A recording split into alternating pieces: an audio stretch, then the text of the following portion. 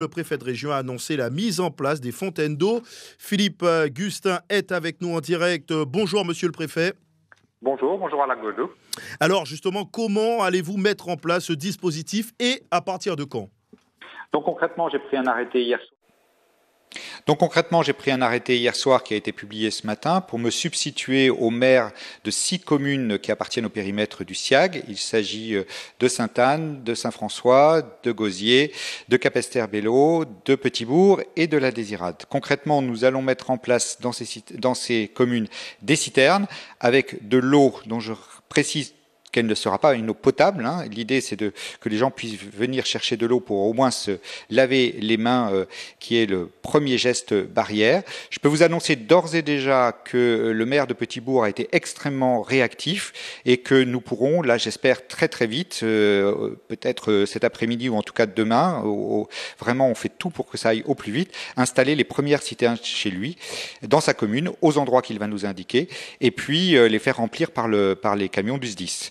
J'espère qu'ils pourront aussi coopérer par les camions bus 10.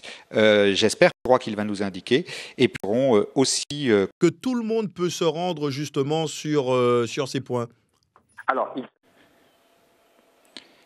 Alors, il s'agit avant tout de servir dans des quartiers bien définis. C'est pour ça que j'ai besoin des maires aussi pour qu'ils nous indiquent exactement les quartiers qui sont frappés par des tours d'eau qui durent plus longtemps que prévu, pour que les gens puissent aller chercher de l'eau à ces citernes et avoir de l'eau chez eux pour se laver les mains à minima.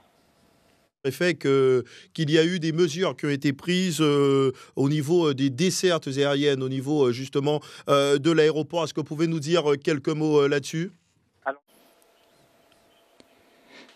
Alors nous avons pris un arrêté, mon collègue de Martinique et moi-même, en tout point identique, avec 2 objectifs. Le premier, faire repartir au plus vite. Alors pour la Guadeloupe, c'est entre 15 000 et 17 000 touristes qui sont ici et qui doivent regagner essentiellement la métropole. Nous avions donné une date butoir qui était celle de dimanche prochain. Nous n'y arriverons vraisemblablement. Nous avions donné...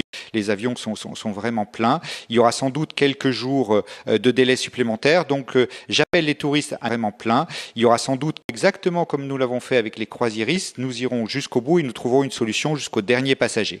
Il s'agit aussi, deuxième objectif, d'organiser les choses pour l'avenir. Et cet avenir, il a commencé dès maintenant. C'est-à-dire concrètement, nous limitons les vols entre la métropole et la Guadeloupe uniquement aux gens qui ont des motifs familiaux très sérieux, qui ont des motifs de santé ou qui ont des motifs professionnels qu'ils ne peuvent pas différer.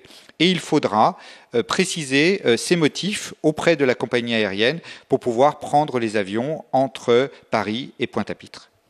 Répondu à toutes nos questions.